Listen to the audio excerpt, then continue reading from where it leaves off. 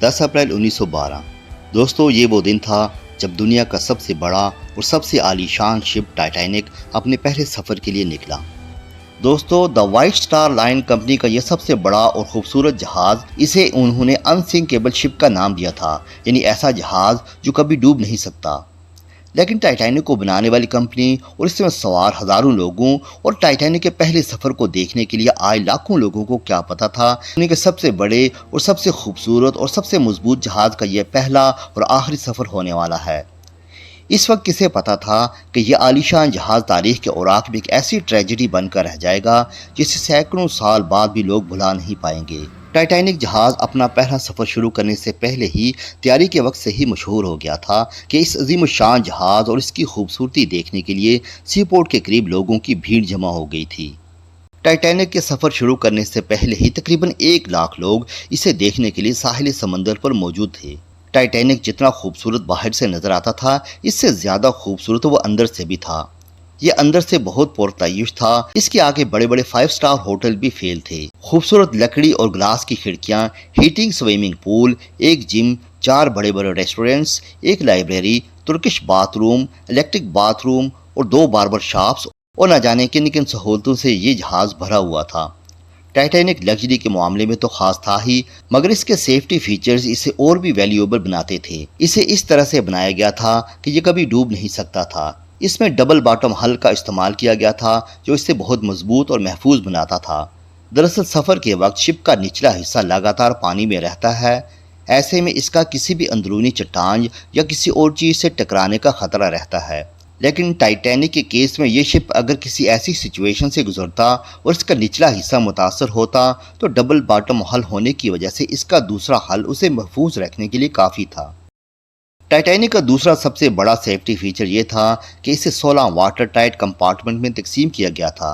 यानी अगर किसी टकराव की सूरत में किसी एक कंपार्टमेंट में सुराख हो जाता और इसमें पानी भर जाता, तब भी वो पानी किसी और कंपार्टमेंट में नहीं जा सकता था। ये सेफ्टी फीचर बाकी तमाम कंपार्टमेंट्स को महफूज रखते हुए जहाज़ को डूबने से बचाने में मदद कर सकता था। टाइटैनिक को इस तरीके से तैयार किया गया था कि अगर इसके 16 में से 4 कंपार्टमेंट भी पानी से भर जाते तो वो तब भी डूब नहीं सकता था। दोस्तों, 10 अप्रैल 1912 को टाइटैनिक को दोपहर के वक्त इंग्लैंड के साउथहैम्पटन से न्यूयॉर्क के लिए रवाना कर दिया जाता है। इसमें लगभग 2200 लोग सवार थे, जिनमें से तकरीबन 900 के करीब जहाज़ के अमले के लोग शामिल थे। इन सवारों में आम लोगों से लेकर बड़े बड़े बिजनेसमैन और एक्टर्स तक मौजूद थे। इस जहाज़ की कमांड 62 साला कैप्टन एडवर्ड जॉन स्मिथ के हाथ में थी। कैप्टन स्मिथ को व्हाइट लाइन की जानिब से सख्त अहकामात थे, यानी टाइटैनिक को 7 दिनों के अंदर यानी 17 अप्रैल को न्यूयॉर्क पहुंचाना है। व्हाइट लाइन कंपनी ये चाहती थी कि दुनिया जान सके कि इसके जहाज़ न सिर्फ आलीशान हैं बल्कि तेज़ रफ्तारी में भी अपनी मिसाल आप हैं। कैप्टन स्मिथ कंपनी के काबिल भरोसा कप्तानों में से एक थे, जिन्होंने अपनी ज़िंदगी के 32 साल इस कंपनी के लिए काम किया था। उन्होंने कंपनी के अहकामात की तामील करते हुए जहाज़ को 24 नाट की रफ्तार से चलाना शुरू कर दिया। 10 अप्रैल की शाम को 6:30 पर टाइटैनिक फ्रांस के साहिल पर रुकता है, जहां से 274 मुसाफिर न्यूयॉर्क जाने के लिए इसमें सवार होते। सफ़र के अगले दिन 11:30 पर जहाज़ आयरलैंड के क्वींसटाउन में रुकता है, जहां से इसमें 123 मुसाफिर मजीद सवार होते हैं। अब टाइटैनिक को सिर्फ न्यूयॉर्क में ही रुकना था, इसलिए जहाज़ अपनी पूरी रफ्तार से मंजिल की जानिब गामजन हो जाता है। टाइटैनिक के अंदर हर तरफ चहल पहल थी। टाइटैनिक के पहले सफ़र के मौका पर हर तरफ खुशी का माहौल था।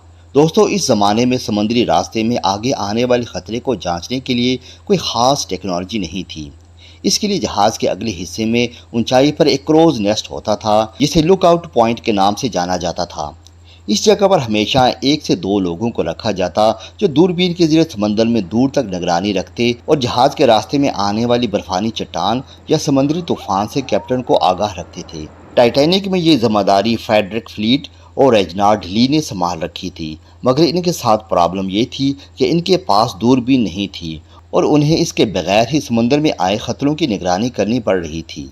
असल इसकी वजह ये थी कि टाइटैनिक के एक ऑफिसर डेविड ब्लेयर को ऐन मौका पर किसी और जहाज़ में भेज दिया गया था। जब डेविड ब्लेयर ने टाइटैनिक को छोड़ा तो वो गलती से इस लाकर की चाबी भी साथ लेकर गए जिसमें टाइटैनिक की दूरबीन थी। किसी के वहमो गुमान में भी न था कि डेविड ब्लेयर की जानब से की गई इस गलती की पादाश में टाइटैनिक जहाज़ डूब सकता है। جدید ٹیکنالوجی نہ ہونے کی وجہ سے اس دور میں سمندر میں موجود جہازوں کو ایک دوسرے سے رابطے میں رہنا پڑتا تھا، یعنی سفر کے دوران اگلا جہاز اپنے پیچھے آنے والے جہاز کو ریڈیو میسیج کے ذریعے صورتحال بتاتا رہتا تھا۔ ٹائٹینک پر یہ ذمہ داری سینئر آفیسر جیک فلپس کی تھی، جو اس وقت وائرلیس ریڈیو سسٹم کو آپریٹ کر رہے تھے۔ ٹائٹینک جب اپنے سفر کے آدھے راستے پر پہنچا تو اسے اپنے سے آگے ایک فرینچ اوشن لائنر لا ڈورین سے راستے میں آئس برگ ہونے کی فرسٹ وارننگ ملتی ہے۔ سینئر آفیسر جیک فلپس اس وارننگ کو کیپٹن سمتھ تک پہنچاتے ہیں، مگر اس وارننگ پر کوئی خاص توجہ نہیں دی جاتی اور جہاز کی رفتار کو بھی کم نہیں کیا جاتا۔ جہاز اپنی پوری رفتار سے چلتا رہتا ہے اور اس کے مسافر جہاز پر جشن مناتے اپنی منزل کی جانب گامزن ہوتے ہیں۔ اسی طرح جہاز اپنے سفر کے 4 دن مکمل کر لیتا ہے۔ 14 اپریل کو جیسا کہ ٹائٹینک کو سفر پر 4 دن مکمل ہو جاتے ہیں، پے در پہ 7 آئس برگ کی وارننگ موصول ہوتی ہیں، جن میں آگے سفر کے راستے پر برفانی چٹانیں ہونے کا بتایا جاتا ہے۔ ویسے تو سمندر میں برفانی چٹانیں تو موجود ہوتی ہی ہیں، لیکن جیک فلپس کو ان وارننگز نے پریشان کر دیا تھا۔ اس کی وجہ ٹائٹینک کی تیز رفتاری بھی تھی۔ فلپس نے ایک کے بعد ایک وارننگ بغیر وقت ضائع کیے کیپٹن سمتھ تک پہنچا دی، مگر حیران کن طور پر ان تمام وارننگز کے باوجود کیپٹن سمتھ نے جہاز کی رفتار ذرا بھی کم نہ کی۔ ٹائٹینک کے اس پہلے سفر پر ٹائٹینک کو بنانے والی کمپنی وائٹ سٹار لائن کا چیئرمین جوزف بروف اس میں موجود تھا۔ کہا جاتا ہے کہ کیپٹن سمتھ نے ان تمام وارننگز کا جب بروس کو بتایا تو اس نے انہیں اگنور کر دیا اور جہاز کی رفتار کم کرنے سے انکار کر دیا۔ بروس یہ نہیں چاہتا تھا کہ ان وارننگز کی وجہ سے جہاز کی رفتار سلو ہو اور وہ اپنے مقررہ وقت پر نیو یارک نہ پہنچ سکے، لیکن اتنی وارننگ کے بعد کیپٹن سمتھ نے ٹائٹینک کو تھوڑا ساؤتھ کی طرف ضرور موڑ دیا تھا، مگر اس کی سپیڈ بالکل بھی کم نہیں کی۔ تیز رفتاری سے چلتا ہوا جہاز رات کے اندھیرے میں داخل ہو گیا۔ بدقسمتی سے اس رات چاند بھی نہیں نکلا تھا اور سمندر میں ہر طرف تاریکی چھائی ہوئی تھی۔ اتنی تاریکی میں کروز نیسٹ پر تعینات فریڈرک فلیٹ اور ریجنارڈ لی کو دوربین کے بغیر دور دور کچھ بھی صاف دکھائی نہیں دے رہا تھا۔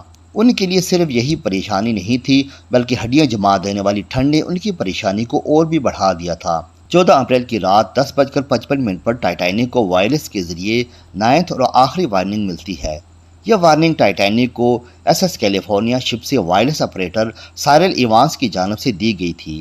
اس وقت ان دونوں جہازوں میں صرف چند کلومیٹر کا ہی فاصلہ تھا۔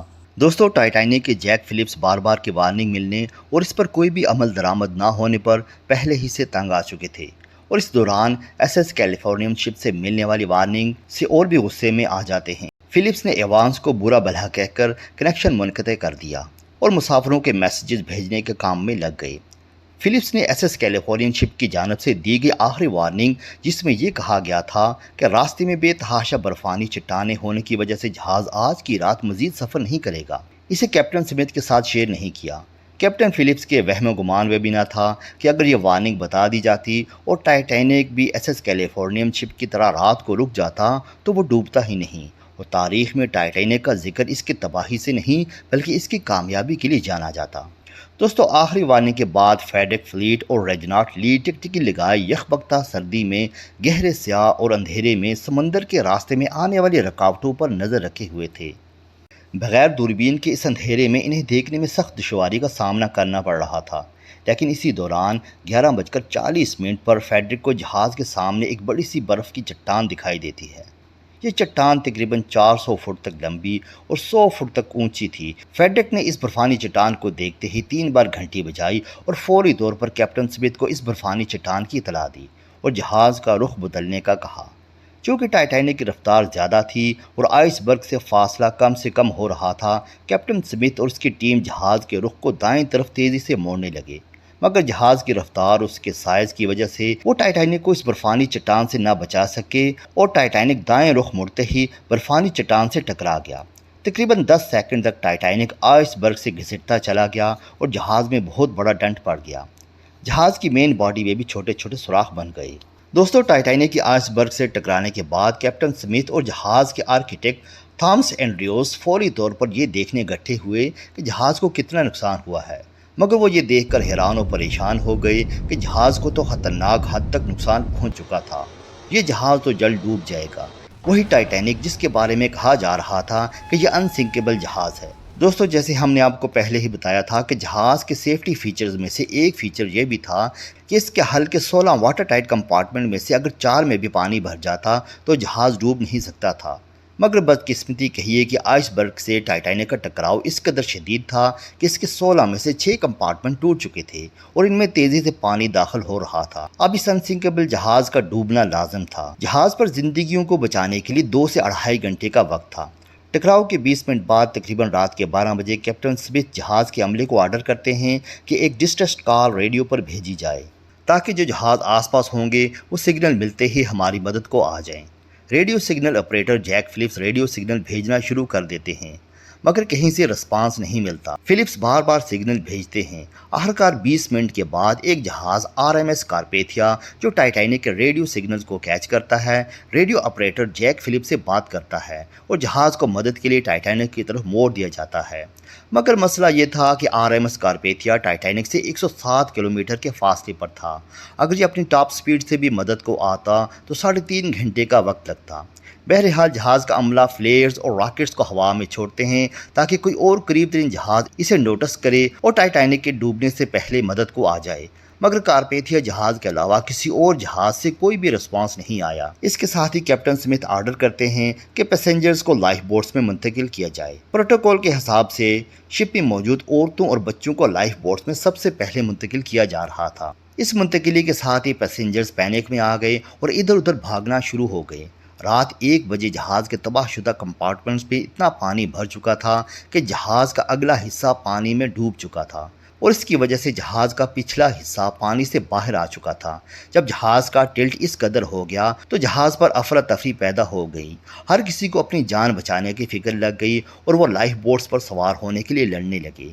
مسئلہ یہ تھا کہ جہاز پر لائف بوٹس کی تعداد صرف 20 تھی اور زیادہ سے زیادہ ان بوٹس میں 1200 لوگ سوار ہو سکتے تھے، لیکن ٹائٹینک جہاز پر 2200 لوگ سوار تھے۔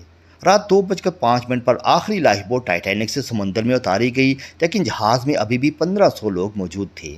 جہاز پر موجود کچھ لوگوں نے لائف بوٹس پر سوار ہونے کے لیے دھینگا مشتی بھی کی، مگر کچھ لوگوں نے اسے اپنا مقدر سمجھ کر جہاز پر رہنے کو ترجیح دی۔ بالآخر رات 2:20 پر جہاز 2 ٹکڑوں میں ٹوٹ گیا اور آہستہ آہستہ پانی میں مکمل ڈوب گیا۔ دوستو انسنکیبل جہاز یعنی کبھی نہ ڈوبنے والے جہاز کو پانی میں ڈوبنے میں 3 گھنٹے بھی نہیں لگے۔ 1500 کے قریب لوگ جو جہاز پر موجود تھے ان میں سے کچھ تو جہاز کے ساتھ ہی ڈوب گئے یا جنہیں تیرنا آتا تھا انہوں نے یخبتہ سمندر میں چھلانگ لگا دی اور ہائپوتھرمیا سے مر گئے، کیونکہ اس وقت سمندر کے پانی کا درجہ حرارت -2 ڈگری سیلسیس تھا اور اس ٹیمپریچر میں انسانی جسم محض چند منٹ ہی گزار سکتا تھا۔ جہاز کے کیپٹن ایڈورڈ سمتھ کے بارے میں کہا جاتا ہے کہ وہ آخر تک جہاز پر موجود رہے اور ٹائٹینک کے ساتھ ہی ڈوب گئے۔ دوسری طرف کچھ لوگوں کا کہنا ہے کہ انہوں نے خودکشی کر لی تھی، خود پر گولی چلا لی تھی۔ دوستو کارپیتھیا جہاز جو ٹائٹینک کی مدد کو آیا تھا وہ اس جگہ پر 3:30 سے 4 بجے کے بعد پہنچا، مگر وہاں پر اس وقت صرف تیرتے مردہ جسم تھے۔ البتہ لائف بوٹس میں موجود 705 لوگوں کو ریسکیو کر لیا جاتا ہے اور ان کی جانیں بچ جاتی ہیں۔ دوستو ٹائٹینک کی اس المناک ٹریجڈی کے بعد بہت سے سوالات اٹھے اور کئی ایسے معمے تھے جو آج تک حل نہ ہو سکے۔ کئی انویسٹیگیشنز بھی کروائی گئیں جن کی بدولت یہ معلوم ہوا کہ جس رات ٹائٹینک ڈوب رہا تھا اس سے صرف 37 کلومیٹر دور ایک اور جہاز کھڑا تھا۔ یہ جہاز اگر مدد کو آ جاتا تو ٹائٹینک کے سبھی پیسنجرز کو بچایا جا سکتا تھا۔ دوستو اس جہاز کا نام تھا SS کیلیفورنین۔ یہ وہی جہاز تھا جس نے ٹائٹینک کو آئس برگ سے ٹکرانے کے 1 گھنٹہ پہلے آخری میسج کیا تھا، جس نے واضح پیغام دیا تھا کہ احتیاط رکھنا، آگے بہت سے آئس برگ ہیں۔ اس نے یہ بھی بتایا تھا کہ وہ اس رات مزید آگے سفر نہیں کریں گے بلکہ وہیں رکیں گے۔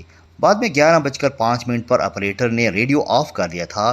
یہی وجہ ہے کہ اس جہاز کو ٹائٹینک کا کوئی بھی ڈسٹریس میسج نہیں پہنچ پایا۔ یہاں یہ بات بھی قابل ذکر ہے کہ ٹائٹینک کے ڈیک پر کھڑے لوگ اس جہاز کو دیکھ بھی سکتے تھے اور کچھ تو بے فکر بھی تھے کہ جہاز اتنا قریب ہے کہ جلد ان کی مدد کو آ جائے گا۔ دوسری طرف SS کیلیفورنین پر موجود جہاز کے عملے نے ٹائٹینک سے نکلتے فلیئرز اور راکٹس دیکھے تھے۔ انہوں نے اپنے کیپٹن لارڈ اسٹینلی کو اس بارے میں اطلاع بھی کی تھی، لیکن کیپٹن لارڈ نے کہا یہ کوئی ڈسٹریس سگنل نہیں بلکہ ٹائٹینک میں موجود امیر لوگوں کی پارٹی ہوگی اور یہ آتش بازی کر رہے ہوں گے۔